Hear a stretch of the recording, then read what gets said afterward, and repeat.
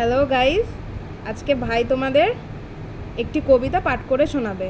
নে বল। তো গাইস, আমি আজকে মদন মোহন তরকারের লেখা প্রভাত কবিতা পাঠ করে শোনাবো।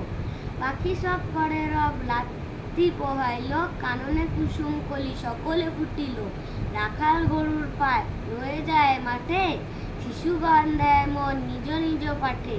ফুটিল মালতী ফুল সৌরভ ছুটিল, পরিমল লোভে অলি আসিয়া জুটিল।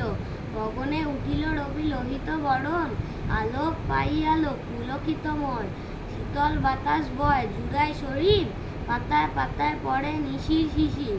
ফুটিল মালতী ফুল সৌরভ ছুটিল, পরিমল লোভে অলি আসিয়া উঠিল।